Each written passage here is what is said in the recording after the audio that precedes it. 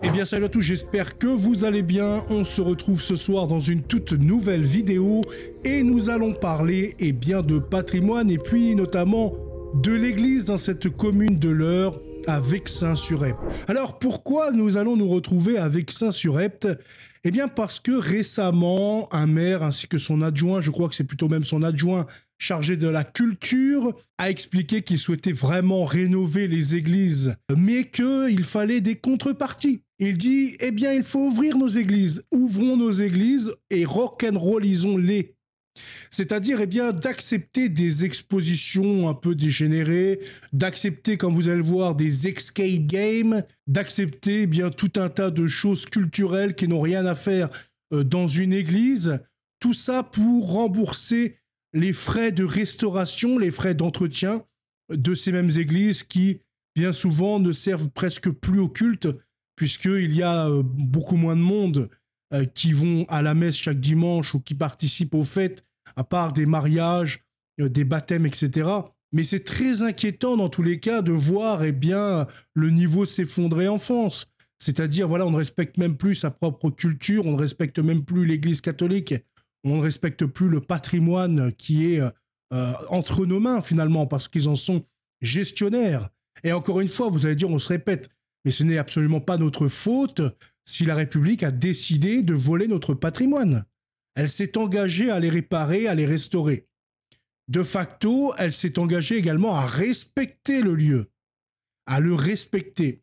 Et donc, ce n'est pas du respect que de faire venir des escape games, ou je ne sais plus ce qu'il dit dans l'article, on va le lire après, mais voilà, des choses comme ça un peu qui n'ont rien à faire dans une église. Je veux dire, devant l'autel, etc., ça n'a pas sa place. Mais un gros problème qu'on a déjà soulevé dans une autre vidéo, c'est surtout le fait que les évêques ne bronchent pas, bien souvent, ils autorisent, ils acceptent ce genre de choses, sous couvert que, eh bien oui, il faut restaurer, etc., mais c'est clairement inadmissible. Et l'article de Tribune chrétienne, d'ailleurs, parlera très bien de ce sujet-là, notamment en faisant le lien avec des communautés traditionnalistes qui, pourtant, désespérément, cherchent des lieux de culte. Alors, des églises, il y en a, seulement les évêques préfèrent offrir ces lieux à des choses qui ne sont même pas catholiques, plutôt qu'à permettre à ces groupes tradis d'avoir une église, d'avoir une messe, de redynamiser cette église, de permettre qu'elle vive grâce aux dons et de la quête pour aider à restaurer, etc. Alors non, donc ils préfèrent la laisser aux mains de maires qui ne voient pas la dimension spirituelle, qui ne sont même pas catholiques pour la majorité, et donc qui pensent que cette vieille bâtisse d'église, c'est un endroit super pour pouvoir proposer tout un tas de spectacles, d'animations, etc. Alors que absolument pas. Mais c'est pour cette raison d'ailleurs que nous allons reparler également un petit peu de la pétition de Tribune chrétienne, et je vais vous inviter encore une fois à aller la signer, parce que c'est très important que ça remonte au plus haut niveau. Il faut que l'État prenne des mesures, étant donné que nos bergers n'en prennent pas bien souvent. Nous n'allons pas mettre tout le monde dans le même panier. Il y a de très bons évêques, de très bons cardinaux, de très bons prêtres, etc. Mais il y a également une grande partie qui, malheureusement, accepte n'importe quel compromis et s'en fout complètement de ce que un maire ou son adjoint à la culture pourront faire du lieu qui est donc la maison de Dieu. C'est un grave problème. Et il faut donc que l'État tape sur les doigts de ses évêques et de ses prêtres, malheureusement. En tout cas, nous allons lire rapidement l'article de Tribune chrétienne qui titre « Honte, profanation et folie ». Non, le rock'n'roll n'a pas sa place dans les églises. Il y a des limites à la déraison et au désacralisé. La commune de Vexin-sur-Epte dans l'Eure vient de franchir un pas inacceptable. Transformer donc les églises en salles de concert et en terrain de jeu. Il ne s'agit pas ici d'animer des maisons de la culture, mais bien d'ouvrir des lieux sacrés à des activités profanes et bruyantes. Il faut rock'n'rolliser nos églises. Ose dire l'adjoint de la culture Michel Jouillet. Une déclaration qui résume bien l'effondrement spirituel et intellectuel de notre société. Les églises sont la maison de Dieu, pas des salles de spectacle où l'on se livre à des expériences sensorielles en quête de divertissement. Un rabbin accepterait-il un concert de rock dans sa synagogue? Un imam tolérerait-il un spectacle dans sa mosquée? Pourquoi alors les chrétiens devraient-ils supporter que des artistes envahissent leur lieu de culte pour y organiser des concerts pop-folk? Et le prétexte, c'est le coût de l'entretien de ces lieux saints. Mais peut-on réduire une église à son seul coût? Est-ce en la profanant qu'on honore son passé et son essence? Le patrimoine n'est pas seulement fait de pierres, mais d'âme et de prières. Laisser croire qu'un peu de bruit d'animation suffira à faire vivre une église, c'est avouer le vice spirituel abyssal qui ronge notre temps. C'est ça en fait, ils prennent seulement la dimension économique, mais derrière il y a une plus grande dimension. Il y a toute la dimension identitaire, culturelle, etc.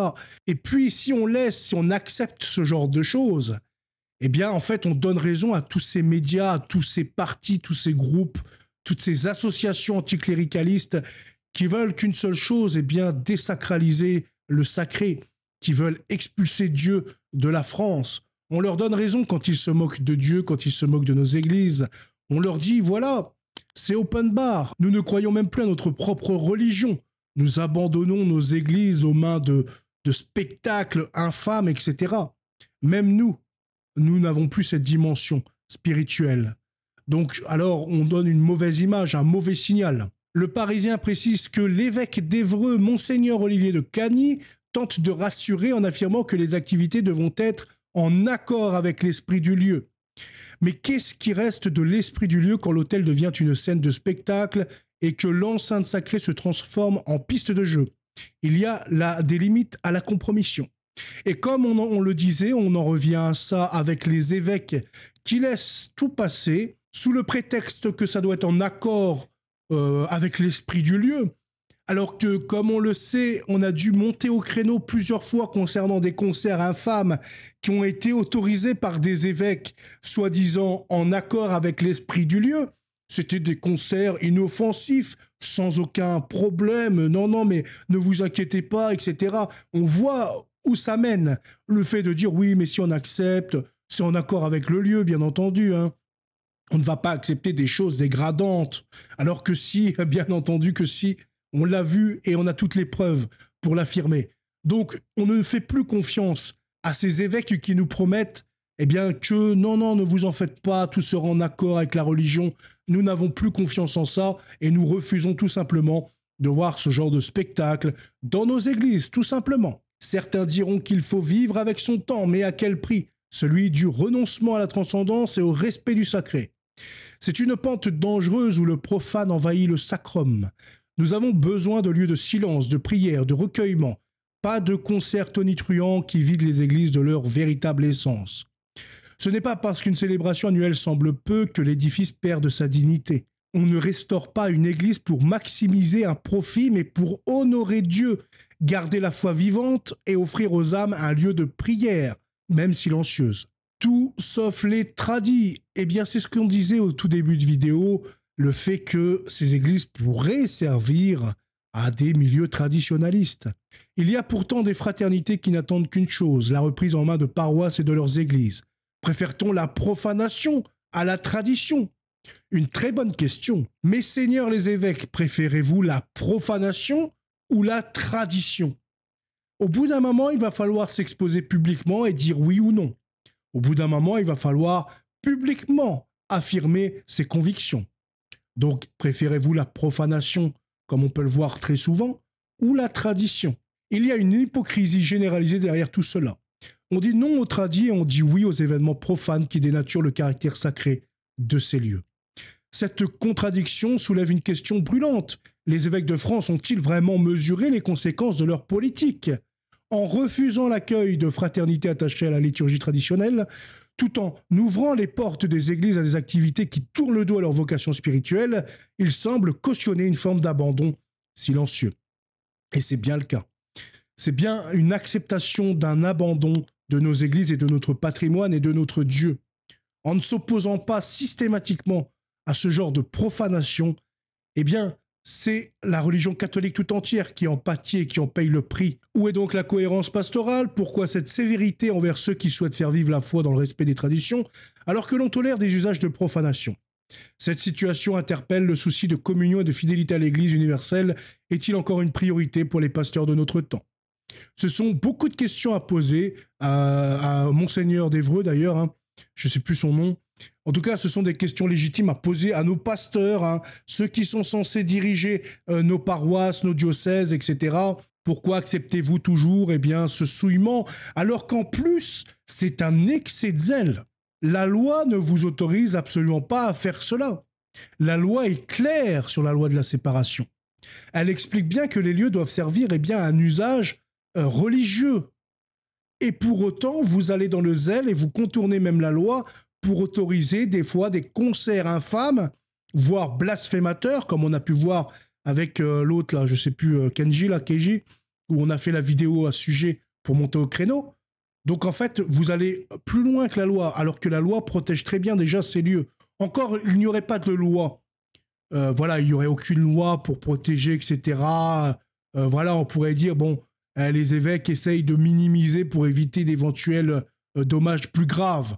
Voilà, entre guillemets. La République, heureusement, protège en plus les lieux de culte. Donc c'est une faute qui incombe entièrement à l'évêque et à ses prêtres, ou alors un évêque qui est mal informé peut-être, hein, de la faute des prêtres, et également aussi de la faute de laïcs qui s'occupent bénévolement ou pas des événements culturels ou des événements de l'Église, et qui donnent que ce qu'ils veulent donner à leur hiérarchie concernant l'acceptation de ces concerts, etc.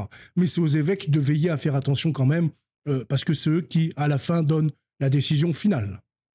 En tout cas, je vous invite à aller sur Tribune Chrétienne, comme je vais vous donner le lien en description, vous allez pouvoir cliquer directement, et je vous invite à aller signer la pétition pour dire non à la transformation des églises, etc. Nous sommes déjà 15 000 à avoir signé cette pétition, alors n'hésitez pas, vous devez continuer à signer et à la partager pour que beaucoup plus de personnes montent au créneau également et que ce soit une affaire d'État. Donc vous avez juste à inscrire votre nom, votre prénom, votre email, consentir à ce que vos informations soient utilisées selon les termes décrits ci-dessus, donc les termes RGPD, etc. Et puis je signe, voilà. Donc 15 000 personnes ont déjà signé, 15 000 catholiques c'est beaucoup, mais il faudrait quand même 10 fois plus.